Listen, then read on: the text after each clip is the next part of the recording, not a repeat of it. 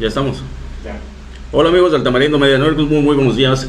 Empezamos un poquito tropezados en este episodio, pero el día de hoy tenemos un invitado bastante especial. Nos acompaña el día de hoy nuestro amigo Yesid Contreras, que es escritor, editor y periodista. Yesid, muy buenos días. Sí, buenos días a ustedes y a la amable audiencia. Gracias por la invitación. Buenos días. Hoy nos acompaña también en esta mesa el profesor Santiago Rayo y le damos la más cordial bienvenida, Santiago. Buenos días.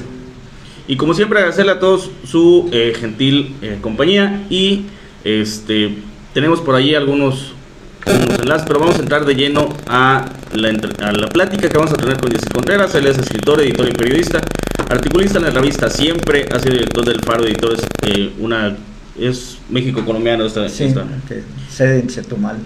Es egresado de la Facultad de Filosofía y Letras de la UNAM, ha escrito algunos libros en los que destacan La Ruleta del Plagio, Citadinías, Arts Verba 21, si los pronuncio bien, Sí. Árbol de Tinta, y hoy nos acompaña para hablar de lo que está pasando en América Latina, América del Sur, en específico en el país de Colombia. Santiago, iniciamos con el tema, amigo. Sí, bienvenido. Gracias. A la plataforma Tamarindo Media Network con el programa Política para Todos. Hablando nos entendemos, hecho por ciudadanos, para ciudadanos. Es interesante, a partir del 19 de junio, cuando se da el proceso, la segunda vuelta del proceso electoral en Colombia, y llegamos con la sorpresa de que Gustavo Petro es el triunfador. ¿Quién es Gustavo Petro en Colombia? Bueno, Gustavo Petro es un muy veterano luchador. Él fue en su juventud fue integrante, miembro de la guerrilla Movimiento 19 de Abril, que obedece curiosa y paradójica e históricamente al hecho de que es una guerrilla que surgió a raíz de un fraude electoral que hubo contra un candidato populista, un militar, en el año 70, por eso se llama 19 de abril, Movimiento 19 de abril. Él estuvo de joven militando en la clandestinidad. Posteriormente el M-19 firmó un acuerdo de paz que dio como resultado la desmovilización de ese grupo, muy sonado en los años 80 y 90, inclusive en el contexto internacional, y un acuerdo de paz, hizo la dejación de armas, se incorporó a la vida legal. Al mes de haber firmado el acuerdo, desafortunadamente el comandante de ese entonces, Carlos Pizarro, fue asesinado en un vuelo comercial. Petro continuó su carrera política, denunciando sobre todo la corrupción desde las esferas del Estado, de la clase política en particular, de los grupos ilegales llamados paramilitares en Colombia, con el gobierno, con sucesivos gobiernos desde el año 2002, encabezados por Álvaro Uribe Vélez y subsecuentes, prácticamente hasta la fecha, y hizo muchas denuncias como parlamentario y como congresista. Fue muy a este país sudamericano. En ese entorno, entonces, cuando entra de la clandestinidad del M-19, se mete al movimiento ya legal, al proceso legal, Gustavo Petro, y a partir de ahí empieza a retomar las demandas de la población. Sí, más o menos. Claro, eso tuvo una trayectoria. Estamos hablando del año 90 cuando se desmoviliza la guerrilla del M-19, o el M, como le decíamos popularmente en Colombia, y Petro pues inicia una trayectoria ya como congresista, y desde ahí básicamente desarrolló una lucha de oposición tremenda, inclusive pues con amenazas de muerte, hasta el punto que varios familiares de él están en el exilio. Bueno, su madre, y coalición de fuerzas progresistas y de izquierda, de sectores digamos tradicionales de izquierda, como el Polo Democrático, como la Colombia Humana, que fue el partido que él fundó a raíz de que ganó las elecciones en 2012 para ser alcalde de Bogotá. Fue alcalde de Bogotá con una gran labor y reconocimiento inclusive internacional. Entonces todo ese conglomerado, todos esos esfuerzos políticos realmente son los que se acumularon junto con muchas luchas del pueblo colombiano y que dieron la victoria electoral el 19 de junio. Por ejemplo, un antecedente importantísimo es los paros nacionales que hubo en el 2019, en el 2020, esa efervescencia de lucha de los colombianos, de los jóvenes sobre todo, tuvo la pausa de la pandemia, pero en el 21, como se pudo enterar el mundo entero y en México también en particular, los jóvenes salieron a las calles y muchos sectores sindicales, campesinos, comunidades afro, bueno, gente marginada de las ciudades y del campo, salieron a las calles e hicieron un paro nacional que duró prácticamente 3 meses, con una muy violenta respuesta de parte del Estado. Inclusive hay videos en donde la policía dispara a los manifestantes con armas de fuego y asesinaron en vivo y en directo vía las grabaciones que hacía la gente y algunos medios periodísticos, muy pocos, pero la mayoría era de la gente, que pusieron a Colombia en ese centro de efervescencia junto al movimiento que hubo en Chile o a lo que pasó en Bolivia misma, e inclusive si lo ligamos también es parte de la continuidad de esas luchas de los pueblos de América Latina contra el modelo capitalista neoliberal, como está sucediendo ahora mismo en Ecuador. Entonces hay como un vector que hace que todas estas luchas se vayan manifestando de manera legal y en las calles con las protestas que hemos visto en América Latina en los últimos años. Y en Colombia pues tuvieron su pico más alto el año pasado con el paro nacional, y realmente si se puede valorar un aspecto importante en la victoria del pacto histórico de Gustavo Petro y de Francia Márquez, es ese caudal de jóvenes que se incorporan a la política exigiendo derechos como educación, lograron tumbar una reforma tributaria oficialista que beneficiaba a los banqueros y a la gente de mucho dinero en Colombia y que gravaba, por ejemplo, los alimentos, que es lo que consume y lo que paga impuestos la gente en general. Igual manera quiero mencionar a Francia Márquez, porque Francia Márquez es una mujer afro, una activista ambiental venida desde abajo de una comunidad en el departamento del Cauca, al sureste colombiano, en la zona andina, que trabajó en una zona donde se practica la minería artesanal desde hace decenios, si no siglos. Y ella fue empezando a luchar por defender la comunidad, por defender las tierras, empezó a verse el daño ambiental, e inclusive en el 2018 ganó el premio Goldman, que es como el Nobel, un Nobel alternativo a los medioambientalistas en el mundo. Es abogada y se convirtió realmente en una figura, en 2-3 años, en una figura relevante, sobre todo por su raíz popular, porque en Colombia existe una marginación muy clara de la población afro, que no es la mayoría, será el 20% quizás de la población total, pero hay un claro racismo y hay una clara exclusión de estos sectores marginados, y por eso Francia Márquez toma mucha fuerza como vicepresidenta y se ha convertido, yo creo que en el mayor fenómeno electoral y político que ha habido en Colombia, inclusive más que Petro, porque Petro, como decía, pues tiene una gran trayectoria como senador, como político, como congresista. Y no es gratuito el triunfo, porque él ya en 2 ocasiones más había buscado la presidencia. En una más. 18. Sí, sí. Y la perdió por escaso margen también. Y seguramente hubo para el 2018, que fue cuando ganó de nuevo el uribismo, porque el uribismo es como un cacicazgo nacional en el cual el patrón, como dicen los narcos, que además tiene vínculos con el narcotráfico, ese sector, es el que desde que gobernó en el 2002, él fue reelecto en el 2006, cambiando la constitución que no permite la reelección presidencial continua, sino que tiene que haber un periodo de por medio, e inclusive iba para el 3er mandato. Él llega hasta el 2010 y trató de manipular y tergiversar y hacer triquiñuelas legales para lograr reelegirse nuevamente, y entonces la Corte Constitucional le paró ese proyecto, pero de todas maneras ganó un personaje que es perteneciente a la burguesía colombiana, a la rancia oligarquía, como le llamamos allá, a esa élite, pero que de todas maneras representaba los intereses. Y en el año 18, una vez pasado el gobierno de Juan Manuel Santos, que duró hasta el 14 y que se reeligió hasta el 18, con diversos matices respecto a Uribe, pero básicamente con el mismo plan de proyecto neoliberal, de privatización de todo, de entrega de la economía nacional vía TLC a las transnacionales y sobre todo a la dependencia de la economía de Estados Unidos.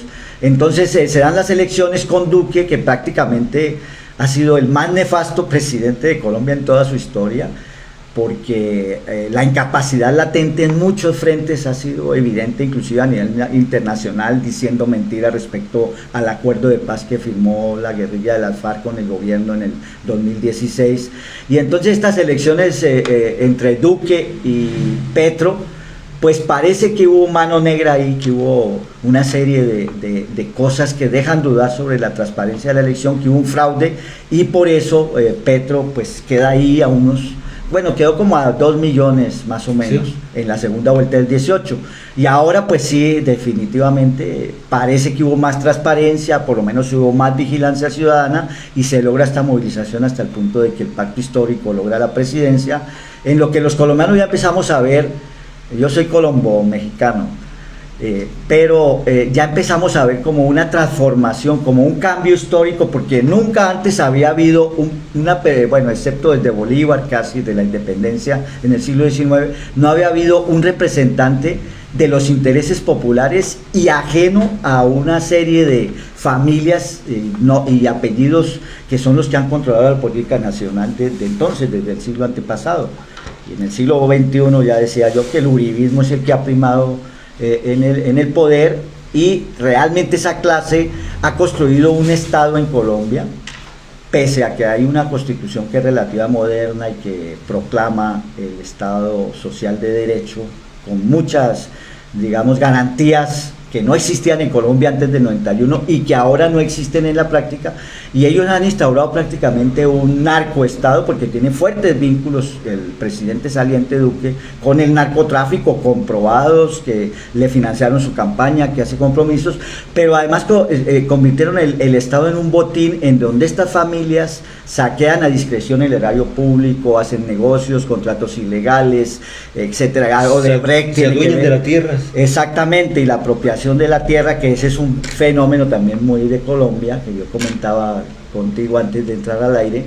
En Colombia realmente existen rezagos que podríamos decir que son feudales en pleno siglo XXI, porque las clases pudientes ostentan su poder económico en la acumulación de tierras, y la acumulación de tierras en Colombia ha sido llevada a unas muy pocas manos. El 80% de las tierras fértiles en Colombia pertenecen al 4% de la población, a esa élite, pero ha sido violenta, porque en el periodo de Uribe y desde los años 90, con la creación de los grupos paramilitares, estos grupos se encargaron de desplazar a campesinos, expropiarles la tierra a violencia, a fuego, con masacres, hasta el punto de que, por ejemplo, fenómenos en las ciudades, y esa gente dejó tierras atrás, y los terratenientes o narcoterratenientes y la élite política se han apropiado de las grandes cantidades de tierra a través de la violencia, primero desplazando, masacrando, asesinando campesinos por todo el país, y por otro lado legalizándolas posteriormente con compras a terceros, diciendo pues que ellos no sabían que eran tierras expropiadas, etcétera. Por ejemplo, los acuerdos de paz, básicamente el primer punto, casi el esencial, que es el origen de la violencia en Colombia, es respecto a la tenencia de la tierra, y se habla de una reforma integral que desarrolle el campo, que devuelva las tierras que le robaron a los campesinos en este periodo de violencia que ha sido todo el siglo, desde los años 50 del siglo pasado hasta hoy sigue el fenómeno. Y entonces pues eso no lo ha hecho el Estado. 2 millones de pobres en Colombia, que son más o menos el 30 y algo, cerca del 30% de un total de 50 millones. Hay 8 millones de desplazados. La dependencia alimentaria. Colombia es un país que está cerca al Ecuador, en la zona tropical. Es un país que tiene cualquier cantidad de riqueza en materia de climas, de tierras, de aguas, de ríos. Está el Amazonas también, están los ríos que recorren a Colombia, que bajan desde los Andes hacia el Pacífico, está el Pacífico y el Atlántico, y curiosamente es un país de gente empobrecida por este saqueo sistemático para dar señales, por ejemplo, en La Guajira, que es esa punta norte, que es muy parecido al mapa de Quintana Roo, si tú lo ves, la punta norte de Sudamérica y Quintana Roo son similares, La Guajira, esta zona que es la mayoría colombiana y del límite con Venezuela, una franja, ahí hay una población indígena que se llaman los Wayuu, y que han reportado oficialmente que al año se mueren 5.000 niños por hambre. La explotación, por ejemplo, del carbón en esa zona, en manos de transnacionales, desvió uno de los pocos ríos, porque es una zona, es del Caribe, pero es desértica, toda la punta del norte de Colombia, y desviaron el río Rancherías, no importándole las comunidades ni los seres humanos que habitan ahí, tanto guayús como otra gente, sino que la desviaron para la explotación del carbón en una de las, creo que es la mina más grande del mundo a cielo abierto, la mina de carbón, y esto lleva 4 o 5 décadas, y ellos desviaron este río. Entonces son síntomas del malestar que había en Colombia, y realmente son los que explican la votación tan alta, por la más alta que ha habido por la coalición del Pacto Histórico, por Francia Márquez y Gustavo Petro, que llegaron a 11.250.000. Eso denota pues el hastío y también la bronca que hay en Colombia por toda esta situación que le estoy describiendo. Por ejemplo, este régimen neoliberal que nació más o menos en los años 90, el régimen neoliberal ha arrojado que las universidades públicas están prácticamente en ruina. La Universidad Nacional, que era un ente educativo importante en América Latina y de algún prestigio, prácticamente se están destrozando las instalaciones, algunas facultades están cayendo físicamente porque el gobierno no le interesa inyectarle capital a la educación pública, y menos a la alta, pero sí financia a entidades privadas o universidades privadas a través de becas, un sistema que se inventaron elitista allá de darle, claro que es elitista porque realmente la mayoría de la población no puede acceder a una universidad. No voy a mencionar nombres, pero son universidades privadas que tienen cierto prestigio, pero que han sido sustentadas económicamente desde el Estado por esta élite. O sea, ellos han creado, han privatizado la educación, y a esa educación privatizada tienen muy pocos accesos, sobre todo a nivel superior. Entonces ese panorama fue el que hizo que los jóvenes estallaran el año pasado y salieran a las calles y duraran 3 meses peleando por esa reivindicación. Por eso Petro retoma ese punto de la educación superior, claro. ¿no? O sea, una es, como dice la Constitución, hay que aplicar la Constitución brindando educación pública gratuita para toda la población. ¿Y cómo se hace eso? Transformando los dineros del Estado, destinándolos a la educación pública, desde luego. Por ejemplo, también con la salud, ya que nos metimos en el tema. En Colombia existía un sistema de seguro social hasta los años 90, así como en muchos países de América Latina, como mismo México. Y resulta que lo fueron desmontando y crearon unos entes privados que se llaman EPS, empresas públicas de salud, que son empresas privadas a los cuales se les trasladó, imagínense ustedes nomás, se les trasladó la salud del país a esos negocios de la salud, privados. Y por tanto son privados, pues ellos priman sus negocios, priman las ganancias, y entonces el pueblo colombiano no tiene un sistema de seguro social y de acceso a la salud, que es otro de los programas básicos del Pacto Histórico. Hay que volver a inyectar, y con el COVID se evidenció, ¿no? Se evidenció porque vio la miseria de la salud privatizada en Colombia. Se dio, imagínense, en Colombia, que tiene tantos rezagos. Entonces así casi todos los elementos mencionados fueron los que impactaron a la población a través de este proyecto del Pacto Histórico.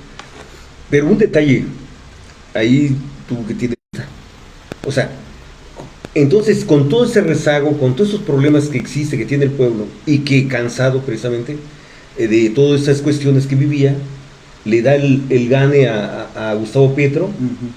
Pero Petro aclara, dice: vamos a continuar con una economía capitalista. Entonces, ¿dónde queda el izquierdismo?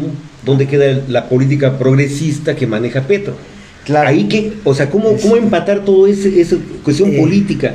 Porque hemos visto en los medios y en los análisis políticos de algunas personas que dicen: Solamente falta Brasil y Ecuador, para que toda Latinoamérica sea izquierdista. En los próximos meses habrá una elección en Brasil, donde uno de los que van punteando es Lula, ¿sí? Izquierdista. Pero bueno, sí podemos considerar que toda esa América Latina es izquierdista. Claro, lo que pasa es que, digamos, el panorama de la izquierda latinoamericana no es homogéneo. Tiene vicisitudes nacionales muy particulares. Y entonces, dentro del marco, digamos, tradicional, yo me atrevería a decir que el progresismo es un modelo liberal, por eso habla de capitalismo, pero que aún tiene mucho que hacer en América Latina, sobre todo en estos países como de Sudamérica, sobre todo Ecuador, Perú, Colombia misma, porque hay un rezago del desarrollo del capitalismo y porque hay una dependencia del imperio. Existe un imperio en el planeta todavía, por lo menos en nuestro hemisferio, que son los Estados Unidos, que son los que influyen, que son los que controlan la economía, que son los que consideran el patio trasero o el patio delantero a América Latina. Y entonces la respuesta de la izquierda, de esta izquierda, es una izquierda, la voy a llamar democrática, pero le pongo comillas, porque propulsa, el mismo Petro en su discurso dijo que iba a impulsar el capitalismo, pero advierte ahí mismo, renglón seguido, en el discurso de la victoria, digamos, dice, pero no es porque no nos guste, y empieza a explicar todo lo que yo he mencionado de alguna manera, del rezago económico que hay en Colombia, porque un país tropical como Colombia, que podría producir y fue muchos años autosuficiente en materia de alimentos, tanto de carne como agrícolas, y resulta que está importando el 60% del consumo de los productos agrícolas. Por ejemplo, están importando papa, cuando la papa es de origen andino, y en Perú y en Colombia se dan silvestres las papas, y están importando porque son negocios establecidos por la élite y porque monopolios, obviamente, que les dan ganancias, y la población que trabaja en el campo pues está desestimulada, es decir, no tiene cómo vender sus productos. Inclusive hay movimientos allá de que los campesinos llevan a la ciudad la papa a venderla a la gente en las calles, pero todo eso no está propiciado por el Estado como debe ser, sino que está ahí a la vera del mercado, a la vera de que ellos se puedan mover con sus productos, a la vera de que los vendan, y no hay un sistema de distribución. Entonces la propuesta que hace el Pacto Histórico es precisamente impulsar la soberanía alimenticia respecto a que no reducir las importaciones de alimentos, porque Colombia es un país riquísimo que se autoabasteció durante décadas del siglo XX y hasta hace muy poco, pero por el modelo neoliberal dejaron de producir los campesinos, desestimularon, y además aparece el fenómeno del narcotráfico, que se apropia de tierras y las infértiles y controla zonas, y además impide que la producción agrícola tradicional de alimentos se desarrolle, porque es más, en las zonas más alejadas es más rentable sembrar hoja de coca que sembrar lo que se come allá, plátano, papa, yuca, todos los maíz mismo, que son los productos que debería haber en abundancia y que hubo en Colombia. No sé si tiene algún personaje. Pues escuchando lo que nos comenta aquí nuestro amigo Yesid, prácticamente las situaciones en la mayor parte de América Latina o América Central somos iguales. Estamos pasando en México específicamente los mismos procesos que está pasando o ya pasó en Colombia, ¿no? La sucesión presidencial con una persona, una figura que sale desde la raíz de la gente, desde el clamor de la gente, desde la inestabilidad social, desde los compromisos que se tienen de las altas cúpulas entre ellos, de los negocios, el famoso cochupo, las famosas prebendas, la tenencia de la tierra, los problemas con el narcotráfico, los problemas de seguridad, los problemas de salud social, los problemas de los jóvenes. O sea, no somos privativos de que México está así porque está así por el presidente, no lo que exclama ahorita la oposición o la derecha. Vemos que toda América Latina tiene los mismos problemas y hemos estado surgiendo con ellos. Hablaba ahorita de la carencia alimenticia. México también estamos exportando maíz de la India. O sea, cuando México se supone que debería ser el principal productor de maíz, claro. Y estamos exportando maíz de la India. Estamos importando frijol. O sea, ¿cómo es posible que los alimentos básicos de la canasta básica del mexicano tengan que venir de fuera cuando nosotros no somos capaces de producir lo mínimamente necesario para nosotros mismos, ¿no? Y entonces creo que aquí es la conjunción, y como siempre yo he dicho en este programa, todo nos lleva a concatenar, todos los temas van unidos con todo, ¿no? Pareciera que estamos de un extremo al otro, el efecto mariposa siempre nos va a alcanzar. Así es, sí, por ejemplo, esta victoria del progresismo en Colombia es una alternativa de avanzada, pero también tenemos que entender, volviendo al tema del panorama latinoamericano, tenemos que entender que estos gobiernos, excepto Cuba, Venezuela y Nicaragua, no son gobiernos emanados de revoluciones, No. y por eso sus alcances son limitados, porque Petro es un revolucionario en el sentido de que plantea cosas de transformación del país, pero él se atiene a las instituciones y al marco existente en Colombia, que está desde luego signado y determinado por el capitalismo como tal y por el sistema capitalista en lo político, en lo económico, y lo que se trata es de desmontar lo social. Por ejemplo, vemos en Bolivia como el gobierno que fue depuesto, o el gobierno de Evo Morales, que fue depuesto por un golpe de estado blando, como le llaman ahora los analistas, sobre todo estadounidenses o proestadounidenses, finalmente tenía unos resultados a nivel económico, de desarrollo de la economía a nivel sin precedentes, inclusive en América Latina, en toda América Latina, y volvió después del golpe y la pausa que hubo, las masas, digamos, populares de indígenas, de trabajadores, de obreros, de campesinos en Bolivia, vuelven, le dan el triunfo al mismo sector. No va Evo Morales, porque Evo Morales era un accidente histórico, digamos, un líder, pero un accidente histórico, y vuelve a retomar el plan de desarrollo económico, y podemos ver que Bolivia tiene unos índices altísimos de desarrollo económico, el crecimiento del PIB, etcétera, y sobre todo devolverle a la gente lo que no le han negado o le han quitado, que son la educación, la salud, los derechos fundamentales. En América Latina el triunfo de Petro implica, tiene muchos alcances geopolíticos. Primero, de inmediato él anunció y ya habló con el presidente de Venezuela, Nicolás Maduro, para restablecer las relaciones. Es que la frontera entre Colombia y Venezuela son más o menos 2.000 y pico de kilómetros, y sobre todo la zona del norte, la zona fronteriza cercana al lago de Maracaibo, tiene una fluidez y unos vínculos económicos que el gobierno Duque, no por intereses de Colombia, sino por los intereses de Estados Unidos en su hegemonía y en su visión de destruir el gobierno de Venezuela, independiente de la evaluación que hagamos, es el gobierno de Venezuela elegido en las urnas, en la persona de Nicolás Maduro. Entonces el presidente Duque bloquea esa frontera y se crea un gran problema de todo el intercambio que hay económico, de todos los nexos también sociales, históricos que hay de hermandad entre esos dos pueblos, porque no podemos olvidar que un líder como Simón Bolívar nació en Caracas y él independizó junto con gente de Venezuela y de Colombia a todo lo que se llamó la Gran Colombia, que fue Colombia, Venezuela misma, Colombia y Ecuador y Perú y hasta Bolivia. Entonces esos nexos, pues, al romper las relaciones diplomáticas entre Duque y el presidente de Venezuela y el gobierno de Venezuela, pues crean un gran problema que ahorita mismo Petro dice, no, vamos a hablar, no es presidente todavía porque se posesiona el 7 de agosto, pero ya vamos a restablecer las relaciones porque es un carácter social, político, etcétera.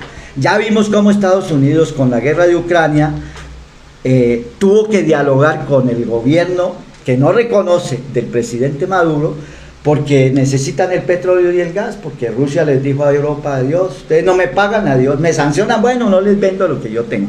Y entonces Estados Unidos mismos, o sea, el patrón de Duque va y dialoga con el gobierno de Maduro y hace unos acuerdos no abiertos totalmente, pero sí que tienen que ver con el problema energético.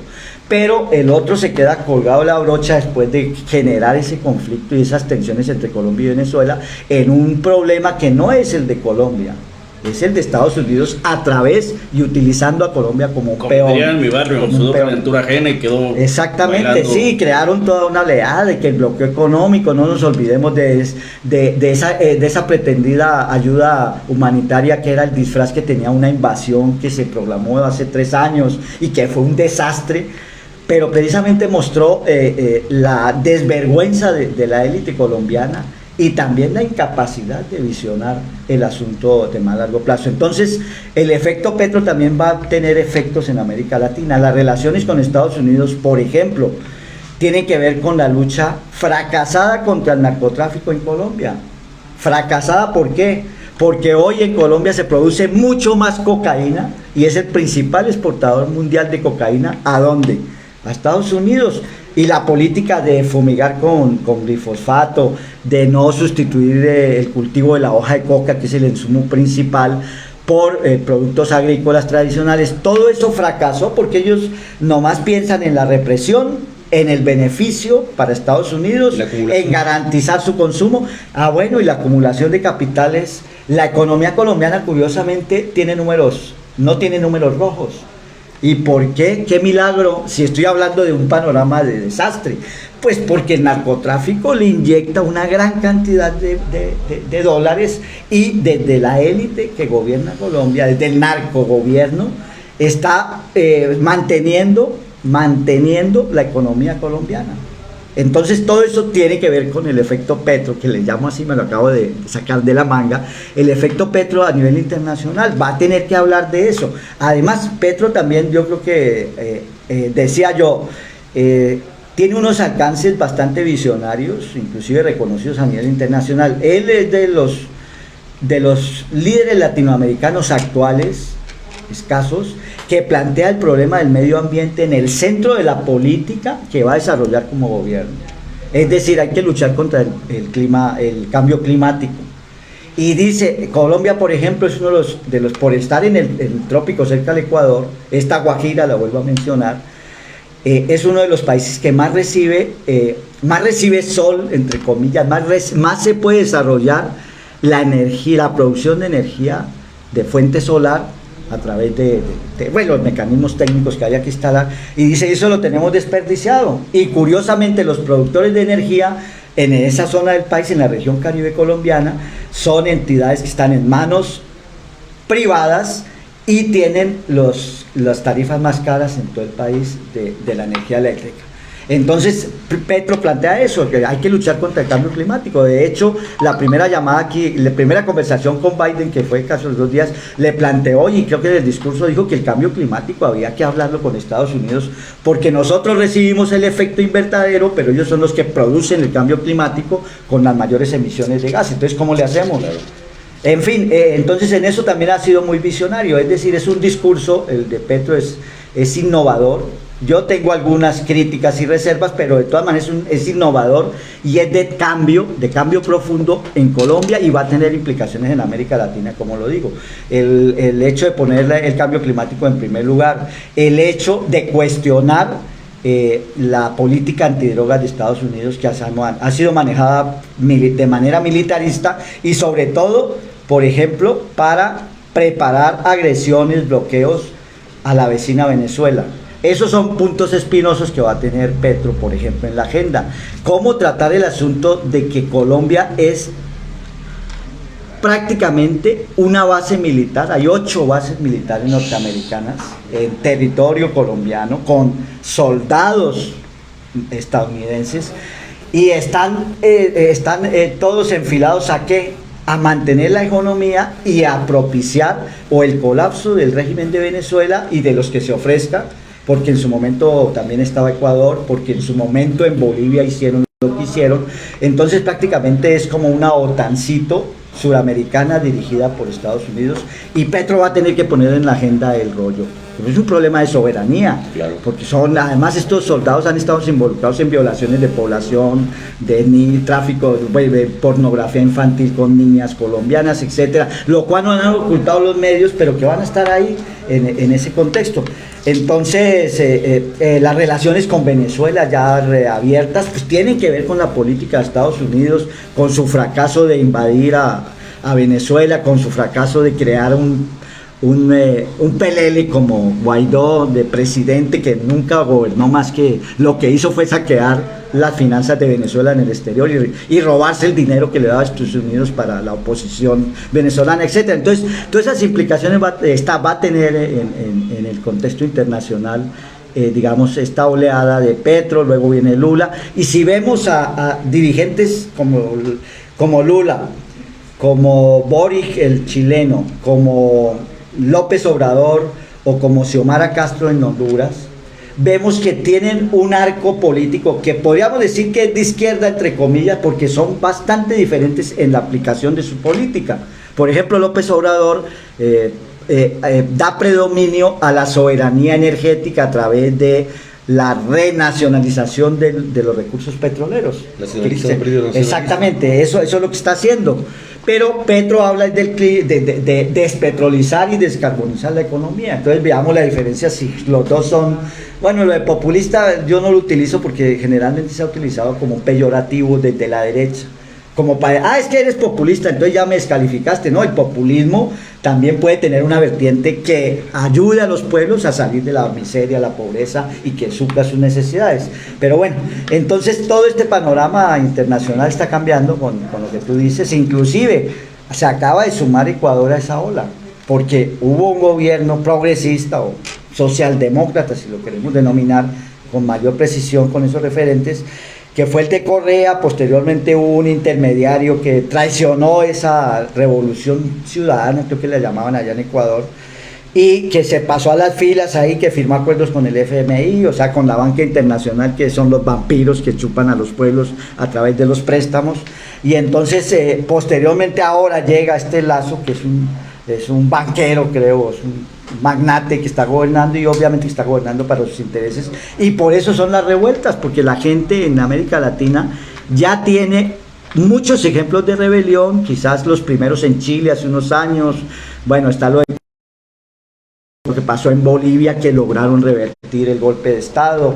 Inclusive se aproxima otra vez la reversión del proceso de Brasil, pero vemos que todos los discursos sí son de izquierda, sí son progresistas, son de avanzada, pero no son revolucionarios, son duras, ideológicas. Por ejemplo, China está controlada por el Partido Comunista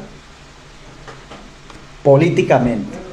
La economía china se está convirtiendo en la primera del mundo y es la potencia de hoy, inclusive pues está solo, exacto, y es desarrollando el capitalismo, pero con los elementos del socialismo, que cuáles son: control político desde un partido, no una cúpula, desde un partido como el Partido Comunista de China, que debe tener como 30 millones de afiliados o no sé cuántos millones, decenas, pero la economía tiene dirigida a los sectores estratégicos dirigidos por el Estado. Entonces, cuando uno ve el desarrollo tecnológico de China, ¿por qué? Porque el Estado conduce lo que ellos llamaron la modernización tecnológica. Pero usted es empresario, hágale, decimos en Colombia, éntrele, métale. Usted es empresario, señor de Huawei. Listo, el Estado le brinda todas las oportunidades, y por eso China se colocó ahí en la cabeza. Por esa conjunción de la centralización económica en manos del Estado, el control político, que bueno, no es tan democrático, pero pues la democracia con hambre creo que no va a ningún lado, y los seres humanos nos movemos por necesidades básicas. No podemos movernos. La gente preferiría tener los platos de comida, la garantía de la salud y la educación, el acceso a la educación a todos los niveles, antes que tener el derecho a votar, formar un partido, lo cual no quiere decir que no sea justo tener, estar en contra del gobierno, sino estar en contra del gobierno, porque la democracia también es un, bueno, voy a decir algo fuerte de acuerdo a mis convicciones, es un sainete, en el sentido de que a la gente se le convoca para que voten por un candidato que a veces ni conocen, o que conocen en los medios, que no los representan realmente porque no son salidos de su seno. Entonces esa democracia representativa que tenemos en la mayoría de países de América Latina, pues es una democracia entre comillas que le hace falta meterle pueblo. Es el mismo problema que va a haber con el gobierno del pacto histórico. Volviendo, el pacto histórico en Colombia es una coalición de organizaciones de izquierda, sindicatos, gente de izquierda, exguerrilleros, movimientos populares, jóvenes, feministas, mujeres, desde luego, campesinos, indígenas, gente afro. Entonces todo eso es un conglomerado, lo que es Colombia, por eso es pacto histórico. Pero lo que va a hacer es que va a haber un jaloneo de intereses al interior. A la hora de integrar. Exacto, porque también Petro dice, no, pues No podemos, se comprometió a no expropiar porque el gran temor de la burguesía o oligarquía colombiana era que les expropiaran. Pero si yo no tengo nada, ¿qué temor le puedo tener a que me quiten lo que no tengo? Que era lo que decíamos a la gente así ya en la campaña, pues, pero, o desde hace años. Pero ¿usted qué le teme? Usted es dueño de tierras, tiene finca, no. Usted tiene un edificio de apartamentos, tiene casa, no. Y entonces, ¿por qué tiene miedo a que le expropien si no tiene nada que le quiten? Entonces, ese cuento lo trajeron en Colombia. La que tengo, la de las uñas. Ese cuento lo trajeron en Colombia hasta el punto que Petro y Francia Márquez se comprometieron en una notaría a no expropiar a nadie. Pero eso es una, digamos, una salida habilidad política. Una salida política. Pero en la práctica, ¿quién ha expropiado a quién? Hablaba yo de la tierra, cómo se han robado la tierra de los campesinos en Colombia. Sí, es robado porque fue asalto a mano armada, con asesinato, masacre, y dejó 8 millones de colombianos desplazados internamente, fuera de 5 que vivimos fuera. 5 millones, por ejemplo, nadie dice en Venezuela, ay, qué pobres los venezolanos que se van huyendo de la pobreza de Venezuela para Colombia. Y los 4 millones que se fueron de colombianos por la violencia para Venezuela y que viven en Venezuela y que se establecieron en Venezuela, huyendo de Colombia por la situación económica y de violencia, de eso no hablamos, etcétera. Entonces todo ese panorama realmente es el que está en juego en América Latina, creo yo. Y todos esos vientos, por ejemplo, Boric ya está cuestionado en algunas cosas, claro, porque es un cambio suave, ¿no? Digamos, es un cambio demócrata, pero la profundización que se da en Venezuela, por ejemplo, Venezuela finalmente ahí como para hacer una entrada respecto a la situación en Venezuela, la revolución bolivariana lo que hizo, entre muchas cosas, fue repartir el patrimonio generado de la renta petrolera entre la población. Eso fue lo que hizo. Por eso el odio de Estados Unidos. Claro, sí, ellos quieren ese petróleo. Los mayores yacimientos de petróleo que hay en el mundo son de Venezuela. Entonces, ese realmente es el interés. De resto, que es dictador, que no lo eligieron, que elecciones chafas, que elecciones... ¿no? Eso es puro montaje, porque hay inclusive intentos de invadirlo. Y con Colombia... Si no se porta bien desde el punto de vista de la clase blanca, de la Casa Blanca o del Pentágono, le puede suceder lo mismo a Petro. Ya le sucedió a los bolivianos con Evo, que le dieron un golpecito. A Lula, ¿acaso no lo acaban de exonerar de todas las acusaciones? Pero en el camino lo quitaron y lo metieron a la cárcel inclusive. Y genera y entonces, claro, porque es defender los intereses de esas élites internacionales. Así ¿no? es. Pues está muy interesante la plática, Yacir, de verdad que es... tenemos ya el tiempo, tenemos otros compromisos aquí en la transmisión y queremos agradecer, pero queremos dejar abierta la puerta para continuar una relación más y seguir ampliando sobre todo la perspectiva México-colombiana, ¿no? O sea, porque como decíamos hace rato, pareciera que estamos tan lejos, pero los problemas estamos tan cercanos y estamos tan iguales que a veces cuando lo ves en perspectiva dices, es que la solución podría ser esta. Sí, pero tú tienes el mismo problema, ¿por qué no lo aplicas contigo? ¿No? Entonces, en ese análisis y en ese estudio yo creo que podemos seguir avanzando un poquito más y bastante más porque está muy, muy interesante. Históricamente, o sea, todos los movimientos latinoamericanos han repercutido, tanto en los diferentes países, y México no es la excepción. O sea, en un siguiente tema pudiéramos platicar eso, pues dice Juanjo. O sea, la relación México-Colombia, para que podamos entender lo que está pasando políticamente en Latinoamérica, ¿no? Y que ahora se va a fomentar, de hecho, porque el saludo que hizo Hablo a Petro, ¿sí? Antes del triunfo fue, ya después, obvio, seguramente va a ir a la posesión y va a establecer abierta la ventana de comunicación, ¿no? Entonces, y hay muchos planos de relación. Pues muy agradecido por estas enseñanzas y muy buenas reflexiones dignas de tomar en cuenta. ¿Sí? Claro. Perfecto. Gracias. Vamos a un pequeño cortcillo y regresamos aquí a terminar el programa de Política para Todos. Listo, y me le robó ahí como medio una hora. Sí. Sí, está interesante. Muy interesantísimo.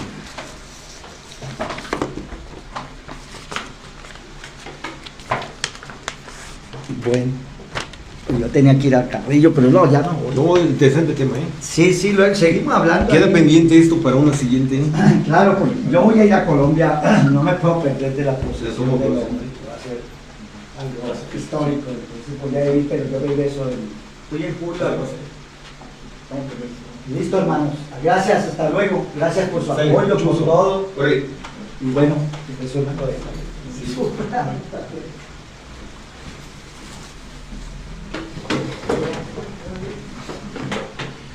Prendas la llamada, ¿verdad?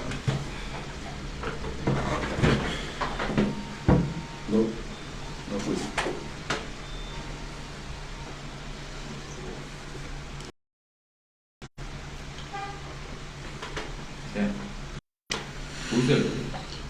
Pues ya regresamos nuevamente aquí a su programa Política para Todos. Estamos teniendo unos pequeños fallos también en la cuestión técnica, pero ya regresamos y estamos completamente en vivo. Freddy, gracias por acompañarnos. Estás aquí tras bambalinas. Bienvenido a este programa Política para Todos. Pues aquí estábamos. Muchas gracias a todos por seguir en la transmisión y por estar pendiente de esta interesante plática en relación a la política internacional, la política de Latinoamérica, que pues realmente está todo relacionado. Realmente vemos que hay una similitud en todos los países de Latinoamérica y pues la verdad muy interesante la plática con el amigo Yesip. Y pues ya estamos aquí, estamos a punto de hacer un enlace. Vamos a ver si tenemos el día de hoy un enlace con... Buzón de voz. La llamada se cobra. Ahorita lo vamos a intentar con nuestro amigo Jaime Castilla de una gran institución en el deporte aquí en la ciudad de Chetumal y en el estado. Entonces en unos minutitos más trataremos de volvernos a apuntar. Freddy, ¿cómo van las cosas aquí en el estado? ¿Qué noticias tenemos a nivel pues, local? Realmente hay muchas noticias hay en todos los ámbitos, tanto política, educativo, de salud. Vemos que hay rebrotes de esta enfermedad llamada COVID-19 y que pues mencionan las estadísticas que en 3 días se alcanzan aproximadamente 2,000 casos de COVID. En unas horas se alcanzan 800 y vemos que está súper disparándose los casos. Pues tiene que ver, pues si ya no hay campaña, ya ahora sí tienen que reportar todos los casos y pues realmente hay que seguirse cuidando, como habíamos dicho. Hay que seguir protegiéndose de este virus. Las vacunas y los cuidados ya ayudan mucho, pero pues bueno, pues ahí estamos viendo que están incrementándose los casos. Y por ejemplo la política también del estado, vemos que como que se les olvidó a los funcionarios de gobierno que todavía les faltan algunos meses por... Sí, pareciera, por ejemplo, en cuestión específica, el comentario que dejamos la semana pasada, este fin de semana, fue que pues al secretario de la Secretaría de Obras Públicas del Estado se le olvidó que todavía le tiene 6 quincenas más que cobrar. Y mira, vamos a contestarle, ahorita seguimos con el tema. Jaime, muy buenos días, estamos al aire. Muy buenos días, pues estamos acá con... primero vamos a hacer el resumen de la noche de anoche. El equipo de comunicadores pues logró un importante triunfo ahí en el campo del 20 de noviembre, 17 carreras contra 2 contra el equipo de Cachorros en el primer partido de la final de la segunda fuerza nocturna. El equipo de comunicadores a final de cuentas brilló. Después de 24 años parece ser que vamos a ganar otro título. 24 años ha pasado desde aquel triunfo donde Mario Liu ganó invicto, como pitcher invicto, y ahorita pues el tocayo Jaime Blanco, el Jimmy White, pues parece ser que va por el camino perfecto. Te quiero comentar toda la actividad del día de hoy, tempranito en la mañana, 7:30 de la mañana, una rodada infantil, juvenil y de adultos, ahí en el Renacimiento, promovido por el Imovecro. Posteriormente, desde luego, se tuvo la actividad allá en la Liga Molochera. Y pues bueno, estamos con los amigos del Sindicato de Trabajadores de Capa. Tenemos acá al líder, a Toño, tenemos también a Efren, el coordinador deportivo. Y pues vamos a platicar un poquito con ellos, si te parece, mi estimado. Claro que sí, creo que por ahí el líder del SUTAC, del SUTECAPA, tiene algunos anuncios importantes que hacer, ¿no? Sí, bueno, uno de los anuncios es de que se está reactivando el deporte antes de la pandemia, los sindicatos habían dejado de promover el deporte de manera directa. Y ahorita, pues uno de los compromisos que hizo en campaña es este. Toño, muy buenas tardes. Buenas tardes, Jimmy. Buenas tardes. La verdad, pues como bien tú lo dices, la verdad, estamos iniciando, retomando, más bien dicho, lo que son las actividades deportivas. Hoy en esta ocasión, ahora sí que en conmemoración por lo del Día del Padre, pues iniciamos con el Fut 7 y también organizamos un jueguito ahí de fútbol, organismo Chetumal contra organismo de José María Morelos. Pues ahí estamos dándole, la verdad mucha falta hacía. Ya ves que desde hace pues más de 2 años que se ha dejado de llevar a cabo las actividades deportivas, y como tú ya lo dijiste, fue una promesa de campaña y aquí estamos cumpliendo parte de ellos poco a poco. El secretario de Deportes tiene una losa en la espalda, sin levantar otra vez el Intercapa, es decir, finales de los 90, principios de los 2000, verdaderamente es una losa, mi estimado Efraín. Sí, amigo, la verdad es un gran compromiso que adquirimos al andar en campaña con el amigo Toño. El propósito de esto es que la convivencia siga fortaleciéndose a nivel estatal con los amigos de CAPA, gracias al apoyo del director y de la CAPA y al amigo Toño, que tienen la intención de que todo esto siga en marcha. Entonces tenemos un gran trabajo y un gran compromiso con ellos para poder sacar esto adelante. Efraín, Toño acaba de comentar algo, Efraín, muy importante, la sinergia que existe con la empresa, con CAPA, con la administración, la actual y la que viene, y hay cambio. Tenemos que reconocer que el 24 de septiembre viene un cambio de gobierno y seguramente habrá movimientos, pero con la administración de ahorita, con la empresa, CAPA, el sindicato está bien, en el sentido de deportes y de muchos otros. Sí, mira, Jaime, de hecho, se me estaba pasando, quiero agradecerle de manera muy especial a nuestro director, el maestro Jaime Mollinedo. Gracias a él, al apoyo de él, también se llevó a cabo este evento, este inicio de las actividades deportivas. Él siempre ha estado para apoyarnos a nosotros como sindicato, siempre ha estado cuando le hemos buscado, es un hombre muy accesible y muy consciente de que pues la verdad esto sirve también para que los compañeros se desestresen, y pues también retomar las actividades deportivas como tú bien lo dices, pero de verdad muy agradecido con él, con nuestra institución. Ellos siempre hemos trabajado de la mano y estamos muy contentos y esperemos que la nueva administración que venga, como tú bien lo dices, también sea de la misma forma el trabajo. Mi estimado Tamarindo Network, ¿algún comentario que me quieras comentar? Pues nada más agradecerte que te hayas tomado la gentileza de brindarnos la información y sobre todo desearle mucho éxito a impulsando el deporte, porque como bien decían, hace tantos años que se han perdido los encuentros intercapas, interpersonales, y que eso que conlleva una sana relación entre todos los empleados, entre todos los trabajadores y sobre todo fomentar el deporte, ¿no? Desde luego, desde donde inicia México, Ya que nuestro amigo Toño nos diga dónde vamos a ir por las carnitas asadas al rato. Al rato nos platicamos, no te apures. Ahí estamos pendientes. Gracias, Jaime. Buen día. Hasta pronto. Pues ahí está, amigos de Tamarindo Media Network, pues tenemos las noticias del deporte. El mundo del deporte a través con Jaime Castilla, una institución en el mundo deportivo. Pues platicábamos ya, entrando en tema también y a relación, cómo hay secretarios o secretarías de Estado que sí siguen trabajando. Por ejemplo, está en CAPA, que ellos siguen haciendo lo suyo, haciendo lo propio, y hablábamos de la COEP, que al parecer pues hay que poner un anuncio de búsqueda de personas porque se le olvidó que tiene que venir a trabajar, ¿no? O sea, hace muchos meses que no se ha visto al titular de la secretaría por esta ciudad capital, y la prueba está, la semana pasada justamente tuvimos una precipitación dicen los que saben, de 96 milímetros de agua, que la verdad yo no entiendo mucho cómo se sacan esas cuentas, pero que hubo agua. Tan es así que en el bulevar, el famoso remodelado bulevar Bahía de la ciudad de Chetumal, pues se inundó. Sabemos que normalmente esa zona se inunda, sí. Pero yo te pregunto, Freddy, ¿la remodelación no era para que ya no se inundara? Claro. ¿O era nada más para poner las bancas con el logotipo de Carlos Joaquín? Pues si lo vemos de esta manera, debió de haber sido para que no se inundara. Pero pues sabemos que cada gobernador que pasa en nuestro estado, pues tiene que dejar su marca en algún lado, ¿sí? Tiene que dejar su marca en algún lado. Muchos gobernadores que habían pasado antes, pues dejaban el famoso bulevar que tenemos lo crecían.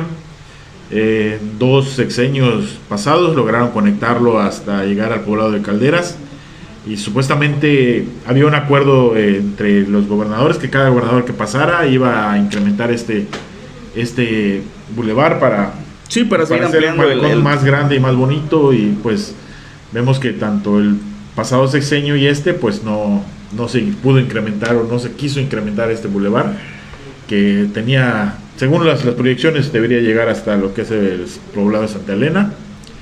Pues vemos que no, y pues hacen todo este tipo de remodelaciones, como dijimos en programas anteriores, costando millones de pesos, con materiales de no muy buena calidad, y lo vimos pues en esta lluvia que hubo de 3 días, que pues realmente colapsó los drenajes que están mal diseñados, están mal hecho todo ese trabajo. Como dijo un famoso personaje londinense del siglo XIV, vayamos por partes. Sí. Normalmente la ciudad, ya lo sabemos, que está mal diseñada en su drenaje pluvial. Eso ya no lo podemos, sí se puede solucionar, pero requiere muchísima lana. Sí. 2, como ciudadanos también tenemos que participar en evitar tirar la basura en la calle. Claro. 3, si ya vimos que el drenaje está, que es insuficiente, ¿por qué las colonias de nueva creación no se planean con un drenaje propio que tenga la capacidad para desasolvar? Y eso ayudaría a que la ciudad fuera mejorando en el servicio público de drenaje.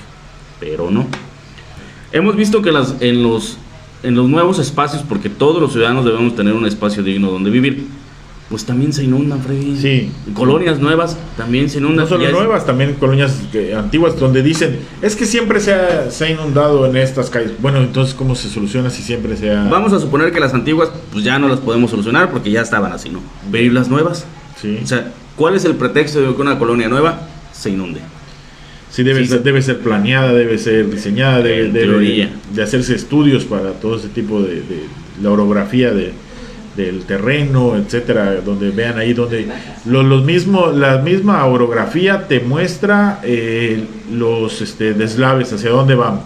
¿Sí? Las personas, bueno, que saben, pues simplemente con darse cuenta en el terreno ven cómo corre el agua de la lluvia, entonces deben de hacer estudios relacionados a esto para hacer un buen fraccionamiento donde no se tenga este problema. Y mira, ya que estamos hablando, y como siempre hemos dicho en este programa, todo nos lleva a todo. Hace ratito hablábamos con Jaime Castilla, que nos hablaba del softball, y ahorita estamos hablando de las inundaciones. ¿Supiste qué hicieron en el Parque Hundido? Sí, hicieron un canal para sacar el agua. Todo el agua de la colonia los se vaya señores y los muchachos y los jóvenes que juegan softball habían acondicionado por su propia cuenta y por su propia mano porque iban a empezar de softball del Parque Hundido. Los juegos. Y que dijo el municipio que ahorita no, que porque hay lluvias y necesitan desasolvar el agua, entonces el agua va para el campo de softball. Entonces un trabajo de meses que los señores y las personas venían haciendo ahí, pues el municipio dijo, disculpe usted las molestias que estas obras le ocasionan, y ahí les va el agua, ¿no? Entonces vamos viendo que la ineptitud sigue primando en este municipio. Por la mañana recibí un WhatsApp con una reflexión que me gustaría comentarles, y ya para punto de despedirnos, porque ya estamos llegando casi a la hora del programa. En un vuelo comercial de X compañía se presenta el copiloto, pero el copiloto pues lleva lentes oscuros, va acompañado de un perro guía y lleva su bastón. Y les dice a la azafata, no se preocupen, es el mejor copiloto que tenemos en la compañía. O sea, ¿está bien? Bueno, es copiloto. Y ven que llega el piloto con sus lentes oscuros, su bastón y apoyado por 2 azafatas. Y le dice a la azafata, no se preocupen, es el mejor piloto que tenemos. Pues ya la gente está arriba del avión y pues vámonos, se hace el anuncio, empiezan a avanzar en la pista, a agarrar velocidad y el avión no levanta. Y siguen avanzando en la pista y mayor velocidad y el avión no levanta. Y ya está terminando cuando empieza a gritar la gente y eleva el avión. Y le dice el piloto al copiloto, manito, tenemos que hacer algo. Si el día en que la gente no grite, no vamos a despegar. Entonces, pareciera que el municipio está como estos pilotos que estamos esperando que la gente grite para que despegue. El problema está que no gritamos. Entonces, ese es el verdadero yo problema. creo que nos vamos a estrellar fuerte y macizo contra la pared un día de estos, y ojalá eso nos haga despertar como ciudadanos. Sí, realmente, y vemos que pues las autoridades municipales están en su burbuja de cristal y están creyéndose influencers, están creyéndose youtubers, facebookeros, etcétera, que no, o sea, no están haciendo las funciones que deberían hacer. O sea, ya que se bajen de su nube y que ya se pongan a ayer un amigo trabajar. Estábamos platicando y salía el tema y hacíamos la mención y nos dijo, no te preocupes, el problema no es de nosotros, el problema es de ellos. Digo, sí, pero nos afecta. Pues, Me dice, el que nunca ha tenido y de repente tiene, se vuelve loco. sí. El problema está que los que están alrededor están aprovechando esa locura momentánea para sacar raja. Yo dije que no iba a hacer este comentario, pero sí lo tengo que hacer. En el Parque de las Américas 1, creo que es, anunciaron con bombo y platillo que están la limpieza del parque es muy buena, que están avanzando, pero la hace un señor que vive enfrente del parque. Él es el que se encarga de mantenerlo pues medianamente en sus posibilidades limpio. ¿Qué crees que hizo el municipio? Le regaló una cartilla, una pala y un rastrillo para que siga limpiando el parque. Y no hay una... O sea, él lo hace por gusto, porque es un ciudadano que realmente... Que ve su parque enfrente y ve Exacto. que sus vecinos están acudiendo al parque porque hay clases de zumba, los muchachos van a jugar, hay juegos de fútbol, hay juegos de básquetbol. Lo hace por ser un buen ciudadano. Sí. Pero Y el municipio lo premian dijo, con una te voy a premiar cartilla, con una cartilla, con un una pala y rastrillo. un rastrillo para que sigas limpiando el parque. ¿Y la función del municipio dónde queda? Si ellos son los encargados de la limpieza de los parques y el arreglar. Entonces, es lo que comentaba. Por ejemplo, igual pasaron hace unos días el señor aquel que iba con su carretilla llena de escombro tapando baches, ¿sí? O sea, no es función de los ciudadanos eso. Nosotros como ciudadanos debemos de cuidar, sí. Cuidar y de ayudar también cuando se necesite, ayudamos. Pero realmente han abandonado por completo la ciudad y ahorita que ya no hay veda electoral, pues están queriendo brillar en algo que realmente, pues, la verdad no brillan y pues no sabemos Mira, qué es lo que esto- está pasando. Pues prácticamente estamos viendo que es un mal de la sociedad el ser influencer, como tú decías. Sí. Tenemos el ejemplo claro de Samuel García en Nuevo León. Llega al triunfo porque tenía un arrastre impresionante en redes sociales, en sí. Facebook, TikTok, Instagram, él y su señora esposa. Y ahora, ¿de qué le sirve toda esa influencia si tiene sin agua a la ciudad Exacto. más importante de su estado, a la ciudad que se supone genera los mayores ingresos en la industria de chimeneas en el país y no tienen agua? No hay agua. Y decía un comentario que vi en redes sociales de una señora muy molesta que salía con una pancarta, decía: Samuel, tú que eres influencer, no puedes hacer un TikTok para que nos llegue el agua. No llega el agua. Entonces,